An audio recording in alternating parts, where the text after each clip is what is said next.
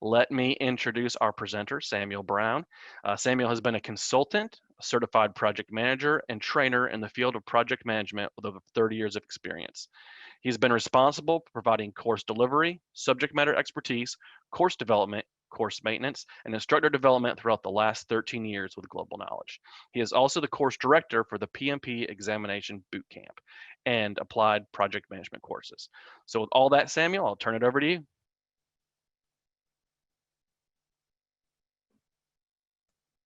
That's great. Thank you, Brent. I appreciate that. And welcome to all of you. It's good to see a good number of folks here and interest in what's going on with the PMP exam.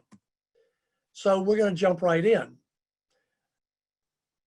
Obviously, you've heard that the exam is going to change. And so that's why you're here. And it is.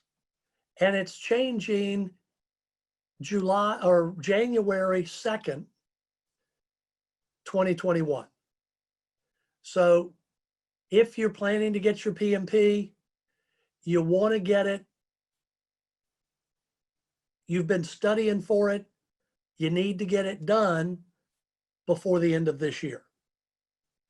As we go through, we'll talk about how things are changing. So the PMBOK in relationship to the new exam, what kinds of things are going to change on the exam, and the kickoff for that new exam. And then, of course, we'll deal with trying to address as many of your questions as we possibly can. The current PMBOK guide is the 6th edition. And the 6th edition will continue to be the basis for the exam until the 7th edition comes out, which is due out sometime in 2021. But it won't be 1st of January when it comes out. So we'll continue to use the 6th edition until that 7th edition comes out. And even once it comes out, PMI generally gives about 90 days of transition time between one PMBOK and the next in terms of how those changes in the new PMBOK might affect changes to the exam. The PMBOK guide remains a key source for preparation and study as you prepare for the exam. But as we'll see later on, it's not going to be the only source, never has been the only source, but now we've got a list of study resources that you can use to get you started anyway as you study for the exam.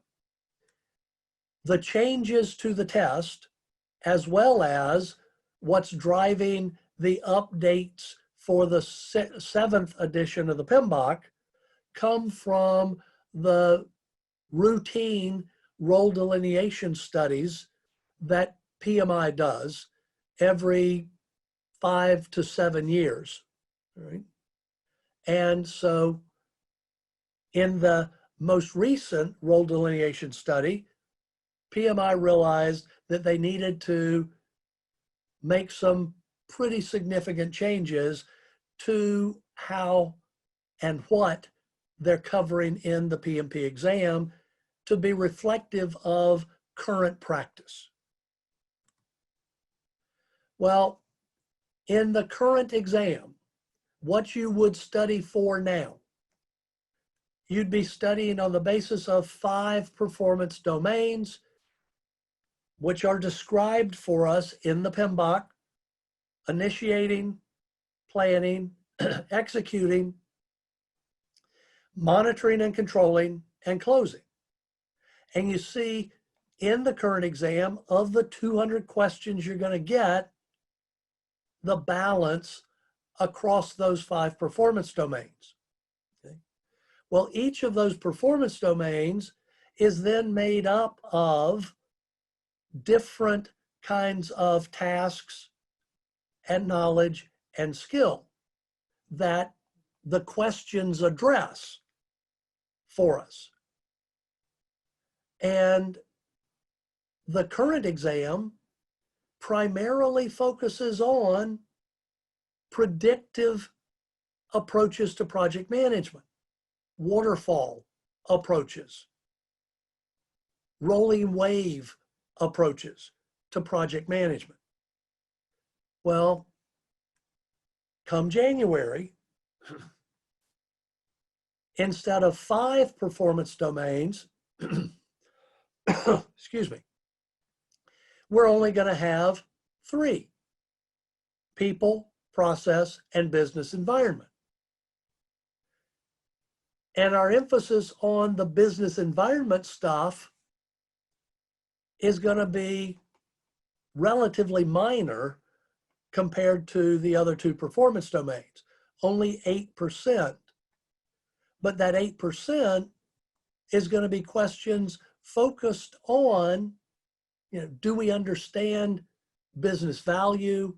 Do we understand the drivers behind the project, the strategic objectives, those sorts of things of the organization? 50% focus on process, 42% focus on people. And the other big change, 50% of the questions are going to be related to or set within the context of an adaptive or hybrid approach to project management.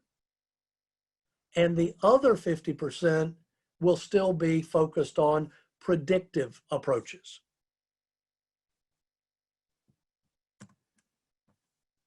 Well, what about these new performance domains? The domain is simply an area of knowledge, a broad area of knowledge for us. Within that domain, there are tasks that reflect the kinds of responsibilities that are relevant to that broad area of knowledge.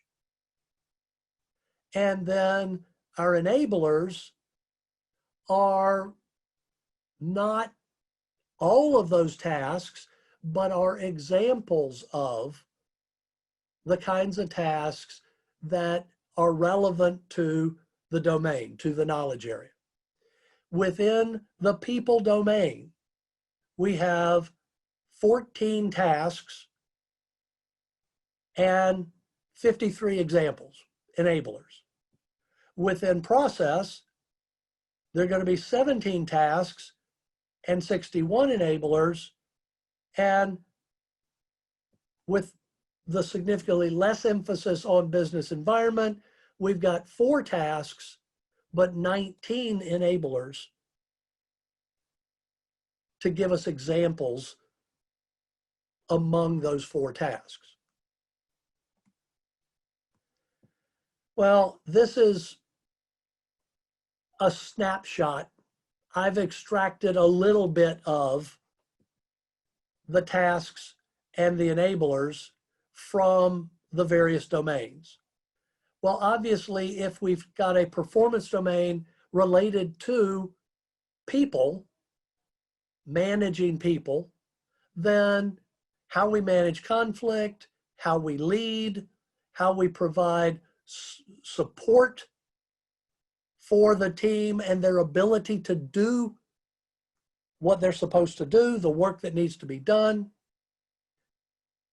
empowerment of the team, and then making sure that the team's got the kind of skills at the level we need it.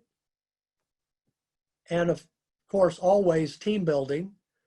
Those are relevant tasks. In terms of empowerment, my enablers. I need to make sure that I understand what the strengths are and organize my team around those strengths. Get folks focused on doing work that is appropriate to their core competencies. Okay. And I need to delegate authority for making decisions, particularly those decisions that affect the work those people are supposed to be doing, to those folks doing the work. And so how do we do that effectively? That's the point here. Right? With leadership, we need to pay attention to diversity. We need to pay attention to how we can lead inclusively, and largely thanks to our greater attention to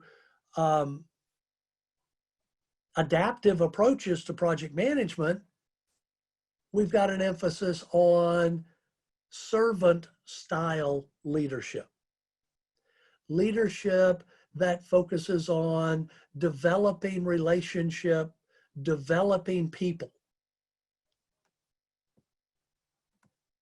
In our process domain, our tasks focus on how we get things done and how we make sure we're paying the right attention to what needs to be done. Communicating effectively with our stakeholders, not just the team. Managing risk,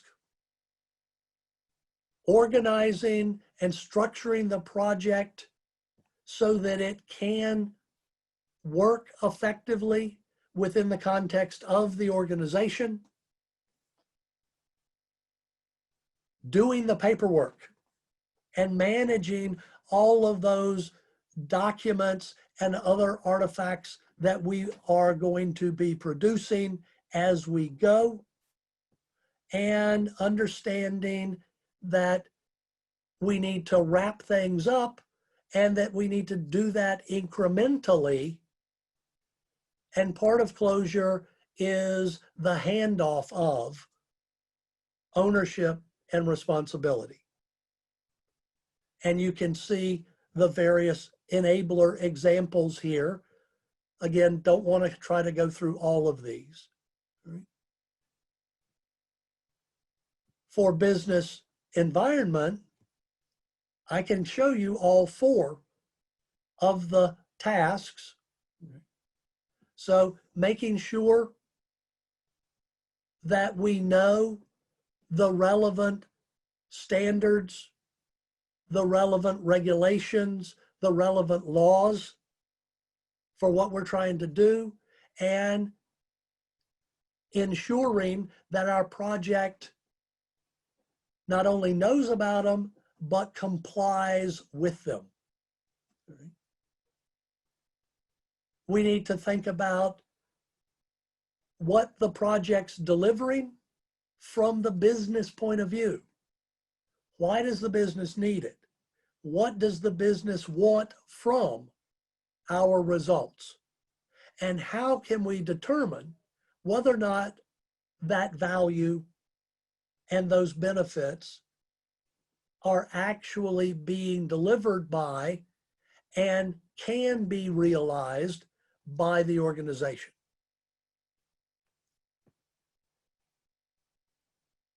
And PMI has become a big believer in the fact that change management skills and project management skills are complementary skill sets. And since our projects are undertaken to drive change in the organization at some level, then we need to understand organizational change and how our projects affect the organization and prepare the organization for those changes our projects are going to bring. Well, what's new? That focus on servant leadership, on measuring training outcomes. We've always understood the need to train folks, to get their skills up, to build their competencies, etc. But now we not only want to send them to training, get them trained, we want to know whether or not it made any difference. We need to, as the 6th edition of the PMBOK has begun to focus our attention, we need to continue to focus our attention on knowledge management. Not just lessons learned, but what we've learned and how it will be applied moving forward. Okay. And we need to understand how to deal with people, how to recognize, evaluate personality differences, personal preference differences, communication style preferences, leadership style preferences, etc. And again, ongoing increasing attention to emotional intelligence and recognizing and managing the emotional needs of our stakeholders, particularly the key stakeholders.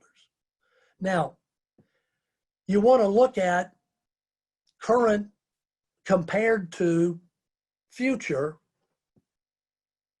If you follow this link, you can then download the content crossover map that PMI has developed, which shows you what the current exam covers and how that relates to what's going to be on the new exam.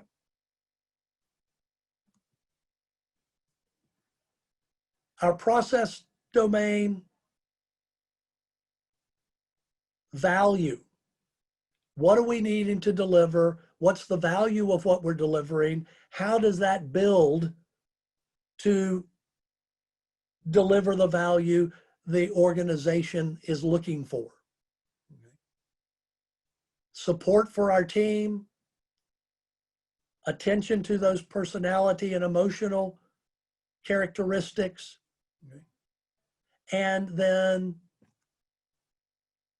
more attention to. We've always talked about it. We've always known we needed to do it, but on the new exam, there is, and in the new domains, there is specific attention to understanding how our project relates to other projects, relates to programs, portfolios, relates to operations, and making sure that we are attending to the coordination of those connections.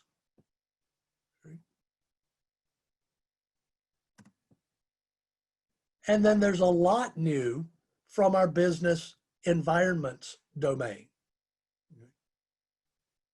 We need to think about what we need to comply with, how many different areas we need to pay attention to in terms of compliance.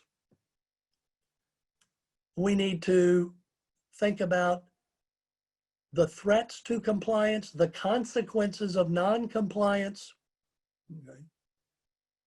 How we're going to be able to measure and prove whether or not we are compliant or our progress toward compliance,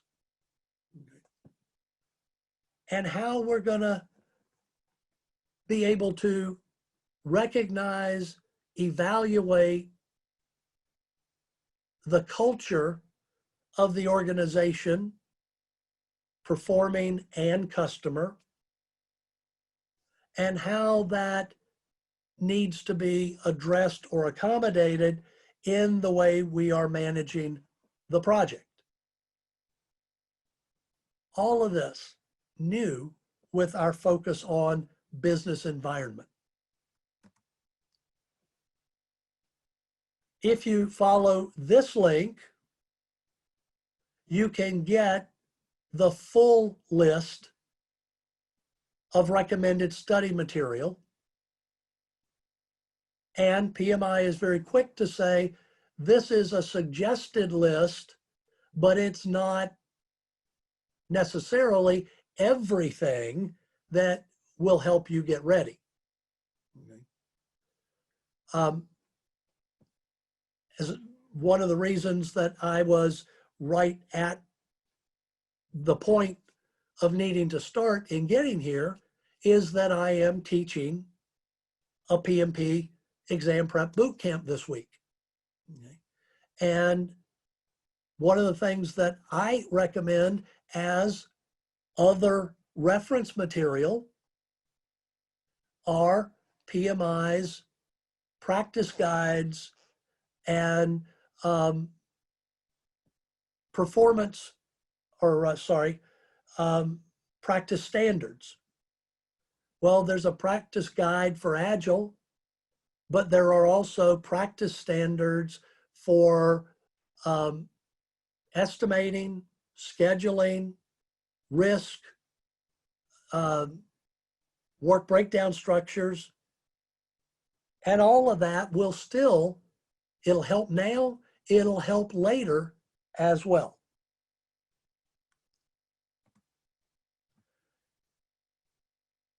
PMI initially intended to make this change in July, but the pandemic, they pushed it back to the end of the year. The last test that we've been taking for the last 4 years, the last time that's going to be offered will be 11:59:59 p.m. on December 31st. Now, frankly, I don't think they'll be offering the test at midnight, but at the stroke of midnight, the current test goes away and the new test is your only choice. If you've put in your PMP application, or if you're in the process of studying,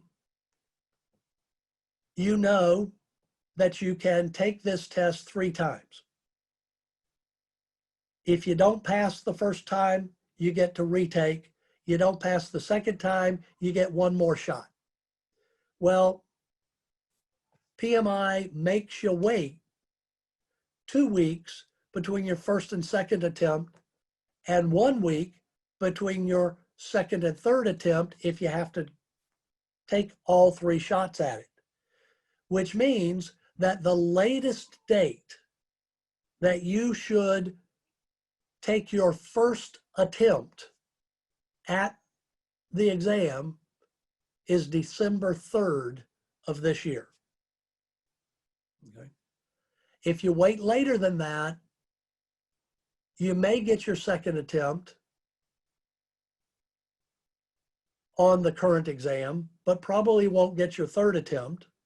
And if you wait till the bitter end, then if you need to take that second or third shot at passing the exam, you're not going to get it with the current exam.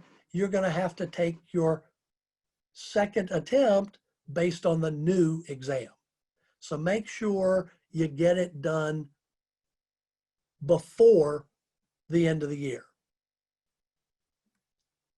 Now, because the test centers have been closed, PMI has made it possible for us to now choose to take this exam online. And it will be live proctored. Excuse me. So we'll log in to take the exam, and there will be a proctor online with us. If the test centers are open in your area, then when you sign up to take the exam, you can choose to take it at a test center or online. If you choose to take it online, you need to have a PC that has a camera and obviously a good internet connection. The entire list of requirements, technical requirements, is here. Just go to Pearson VUE and you can see it. Okay. But once you're signed up to do it online, you then have to log in 15 minutes before your scheduled start time. You have to provide that proctor with a picture and your photo ID. And you have to be able to move that computer connected camera around enough to give them a tour of the room so that the proctor can confirm that you haven't written all of the answers on the wall across from where you're sitting, or that you've stashed notes someplace. It's just test integrity kind of stuff. Once you've given them the tour, they have confirmed that you don't have anything around to help you as you take the test. You also need to confirm to them that you will not be interrupted as you take the test. You're not going to have the kids or the significant other or the dog or cat coming through the room as you're taking the test. And get comfortable, because you cannot leave the camera's view as you take the test. Now, you may have heard that you get scratch paper, and that was true up until now. Now, since we've got online options, instead of being able to use scratch paper, the testing system provides you with a virtual calculator and a virtual whiteboard. And to do your brain dump, to make your notes, to draw your network diagram, or work out the math problem, you're going to have to use that virtual whiteboard and that virtual calculator. PMI has also instituted a break halfway through the exam. During that 10-minute break, you can, in fact, get up, stretch, get something to drink, move around, and be out of the camera view. But you have to be back, seated and settled, and ready to start by the end of that 10-minute break, because if you're not, the proctor will shut you out. So if you're late coming back from your break, you're going to lose out.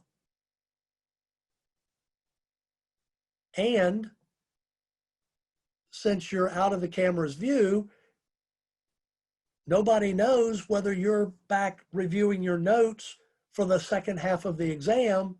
And so all of those questions you answered in the first half, you cannot go back and review. Many of us take the approach to exams of answering all the questions we're confident of quickly, skipping everything else, and then we go back and answer those later. If you do that, you got to answer all of those you skipped in the first 100 questions before the break.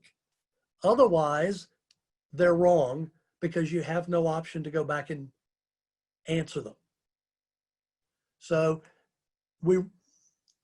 my idea, if I were prepping to take this and was going to take it online, is that I would treat it as if I was taking 2 100-question tests. And I need to answer the first 100 questions in the first 2 hours, and then I've got another 100 questions to answer in the second 2 hours. And that way, I've got a strategy that will remind and encourage me to be sure all questions have been answered in the first 100 before the break comes up and I have to start working on the second 100. All right. Now that was a very quick review of the changes, but you don't have much time left to get ready and get this done. So what kind of questions do you have that I can help to answer and address for you in the 10, 15 minutes or so we've got left? Sure. Hey, Samuel, thank you so much. I'm not sure if everyone knows this or not, but Samuel is a full-time instructor for Global Knowledge. So he is doing this on his lunch break. So Samuel, we appreciate that so much. It looks like we have a few questions already in here, so I'm just going to start at the top and work our way down and get to as many as we can. So the first is, will the CAPM exam be changing as well, or just the PMP exam? All right, that's a really good question. The CAPM exam will continue to be focused on the PMBOK. The CAPM exam has always been a matter of, do you know and understand the processes that the PMBOK defines? And so, yes, it will be changing, but it will not be changing as significantly as the PMP exam is. Fantastic. All right, and so next here, what is a good template to use for the application project evidence to be successful? Okay, there are a bunch of templates. We've got a template that you will have access to if you take our course. Frankly, if you reach out to Brad or I, we can distribute that template for you as we send you the material here at the end of this. The application's pretty simple in terms of everything except your experience. And so the template we've got, most of the templates I've seen simply are spreadsheets that give you a place to record the name of the project, the hours, the contact person, and then write your descriptions of what you did to lead that project. The key really is in filling out the application to remember that the only hours you can include are the hours you were leading something on that project. Because PMI doesn't care how much time we've spent working on projects. Project management is about leading the project, and they want to know about your leadership experience. And Brad, I'll make sure you've got that template. That'd be awesome. And I know we had a few questions come in during your presentation asking about some of the links that you were sharing. So we could also coordinate and get those as part of the follow-up email. So that way everyone has those. Okay, so next year, are there going to be 200 questions also next year? Absolutely. We have no indication from PMI that they're changing the length of the exam. They're just changing the content of it. Gotcha. Do you think the new test will be more challenging than the current test? Yes, I do. I think PMI has been trying to make the test more challenging over the years for a long time. They've been doing that by moving to more and more situational style questions, where the question isn't, which of the following is not an output of this process, but is rather, here's what's going on in your project. What should you do next? And then you've got 4 actions that you get to choose from to indicate your next step. Sort of a classic example of that is a question where they'd say, you have just completed the validate scope process with your customer, and your customer has refused to accept the deliverables you have presented them with. What should you do next? Fix the deliverable, negotiate with the stakeholder, the customer, to get them to accept it, define a change request for defect repair, escalate to your sponsor. Well, the right answer here is define a change request for a defect repair, because the rework I have to do to fix that deliverable is not in my plan, and I should not be adding it until it's approved. Well, in practice, that's not often what we do first, but that's what PMI expects as an answer. So that's the kind of thing you want to get ready for. And there will still be those kind of process-driven questions, but now they're going to address the processes in the PMBOK, and they're going to address them from the perspective of agile approaches to project management, as well as the traditional predictive approaches. That was a very long-winded answer. Oh, it was thorough. That's what we needed. So we had a question here about getting the slide deck. So in about a week, you will get a copy or a recording of the presentation, but we do not give out the slide deck for this. All right, so last question for you, Sammy, then we'll let you scarf down lunch in like 15 minutes. Would buying the guide for Agile be recommended? If you are not a PMI member, then yes, that would be a good idea. If you are a PMI member, or if you join PMI before you send in your application for the test, then you'll be able to download that Agile practice guide for free. It comes as part of your membership.